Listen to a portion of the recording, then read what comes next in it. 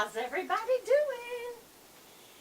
It's my southern subbies who I have called to go down memory lane with me in case you were on that lane while we get ready. Well, first and foremost, how is everybody doing? I hope y'all are doing well. Look, I'm going to bring this up in my video. This is kind of a Get Ready With Me special tribute to Elle and Blair Fowler, and I'll tell you why. I am 56. I went to Elle and Blair Fowler's when they came to Atlanta. Both of them, I went to their book signings. I got both books. I'll show you in a minute. But I told them in person when you have your picture made, and I think I bought their, I know I bought their phone cases and everything. I was a huge fan. Just because you're older doesn't make you forget the girl inside. And I told them I'm your oldest fan. And I really felt like with all the girls around that I was the oldest, as far as age, fan they had. And the oldest. I go all the way back to the beginning of their videos. So I really enjoy them. And it was actually Makeup by Tiffany D that got me into them. Because she did a Hayden Panettiere eye on something video. And I saw the eye. It was just the eye. And I was like, oh my gosh, that's the most beautiful. I would love that. And she did like 9 different applications. But she was great. And then I saw Blair Fowler do, what was it?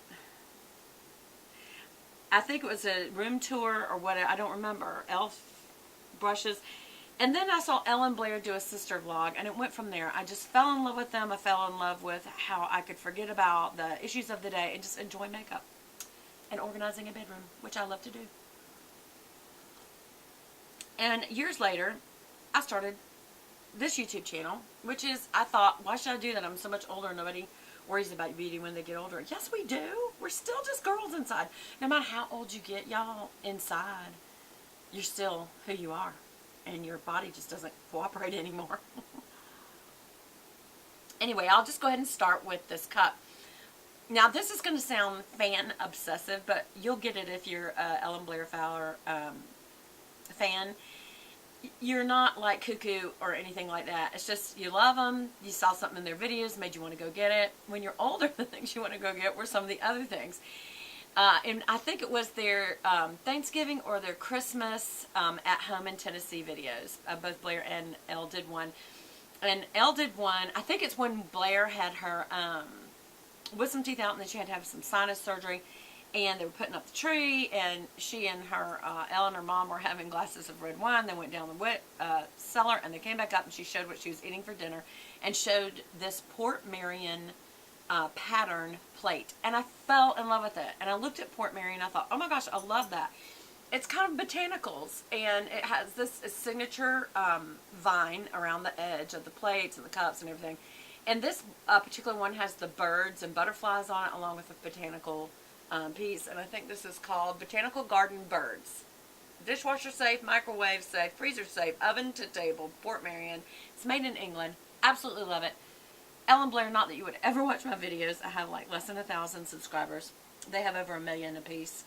And they're not even making active videos anymore. And people still go back and review them.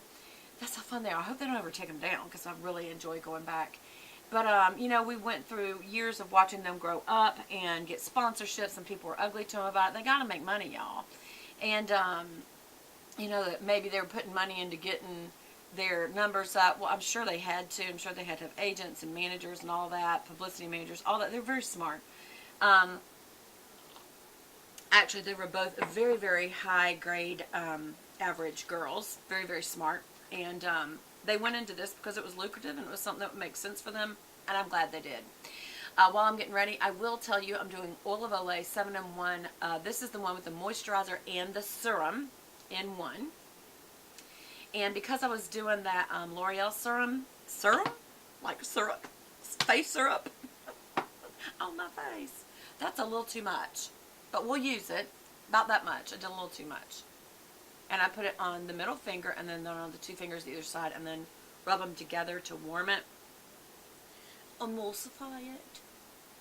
And I always do one just straight across the scalp because that's where you will really, these brows, you'll really definitely get wrinkles there. I don't care what you do. Unless you're going to do, what am I trying to say? Work to your face, which I don't think if Is anything wrong with if that's what you want to do with your money and your face, and there's pieces of what you look like that you would like changed, and you can afford to do it, fine. Other people, I remember once Candy Johnson said she didn't like her nose. I love her nose. But she said it made her look like Peter Pan or something, stumpy little nose. That's what's so cute about it. Most people who have nose jobs have their nose made to look like that. And she decided instead of having a nose job, which she'd wanted her whole life, it was her dad's nose. And I think her dad had died not too long ago, because she was crying in the video, and bless her heart, it made me cry. And but she basically said, I don't want to take away a piece of my face that was given to me by my dad. Now, my dad gave me my nose, and I would so get rid of it if I had the money, because it's just too big. I want this little ball in. Then one time I saw a video by Blair. This is probably going to be part 1 and part 2, where she talked about her nose job and her second nose job. Very open about it. Just like Dominique Sanchez, you know, she's talked about that she's had Botox, she's had her lip injections, I think she did microblading to her eyebrows and lash extensions. All these things to experiment with beauty, and I do not see anything wrong with it. Some people say, you should just be happy with what you've got. You must be gorgeous. But anyway, and actually all these women are gorgeous. They're fine the way they are, but that's just something they wanted to do. So if that's what they want to do, chill. I'm using my Perfection Lumiere Velvet, Chanel in number 22 Beige Rose. I got into this because of Elle Fowler, who also used the Vita Lumiere Aqua 22 Beige Rose. I tried it, liked it. It was a little too light for me. I wanted a little heavier coverage. And this, what I love about this velvet, is that it goes on liquid and then it dries to powder. It is so, that's what I think makes it matte. I've tried so many brushes lately. I know I just got 2 sets of Morphe. I think I've got 3 sets now. I always go back to my Sigma Beauty ones, but for my my F80 flat top was the one I love, but I keep going back to this It Cosmetics Velvet Luxe 301 foundation brush. It just does the best with this. It smooths it on your face. This is the one. Did I not pick up though? This is the inner one, but this is expensive stuff. This is like, I don't remember if it's $30 or $50, but it's a lot. Oh, a whole bunch just came out. Well, good. Now we're going to store this one upside down because, yeah, so the next time that I do it, it will be plenty ready to go.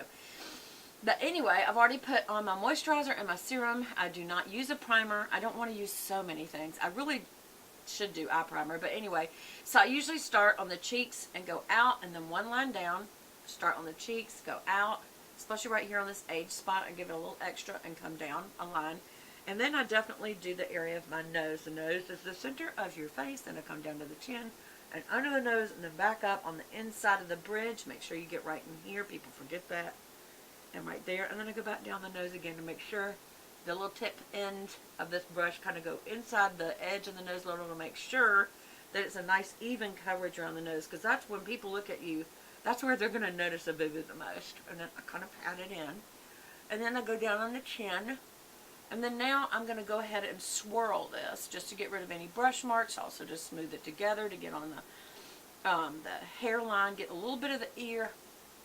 And then like that, so you can brush past the face. Again, go up and swirl it right on the hairline and the ear, just a little, and you drop your jaw so that you get this line and you don't just leave the line there.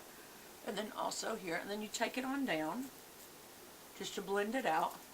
And then anything left over, I kind of just do my forehead. I don't do a lot of makeup on my forehead, but if I do, it's where my part is over here a little bit, and blend that up and over, up and over, and then I just come down, and then I start just kind of patting it with the brush, because that's that liquid to powder that just makes this go extremely matte. And I'm done. Again, if you have any extra, I go on down the neck to just kind of blend it out. But as you can see, there is no line. This is a perfectly matched color, and it's all because of Elle.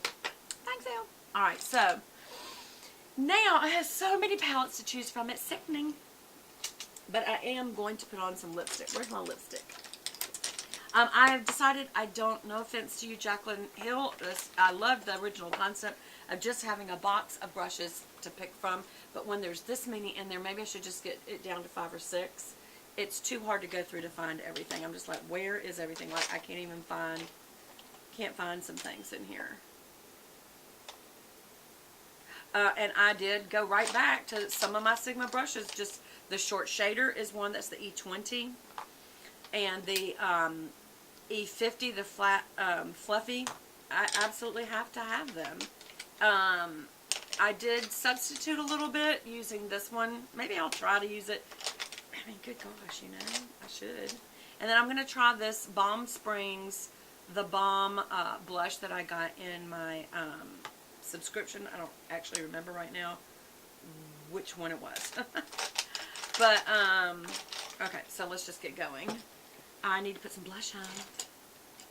Got to get my blush on. Oh, wait, no, I need to put my concealer on, and I think it's not in here. I do. I think it's not in here. Nope. So I can always use this one, but my favorite really is the Rimmel. This is my second favorite. This is the Maybelline Age Rewind. The Rimmel is not as heavy. This is a little heavy. So I'm just going to do one click, and maybe it won't be as heavy. Just one swoosh out past the eye, and then come down the nose like this. Past the eye, and then come down the nose. And then just kind of fill in this triangular area back. And then as you get older, this right here drops. What we call it the bulldog drop. Go in that crease. And then on either side of your mouth where that also drops. And maybe just a little on the top of your chin. I do not need to do it between my brows, but if you want to make it a little brighter there, you can. And again, I just use my fingers here because it's nice and smooth. And what this does is now use the next finger, not the same finger, and go right where you were, down from it. Like go on the edges, pat it in, and then go to the edges and just kind of pull it down. Either side of the nose, make sure you got that good. And make sure you got this good. What you're doing is you're just like a beauty blender. You're taking some off a little and then have a little washcloth handy. This is definitely going to go into 2 videos. So anyway, so one of the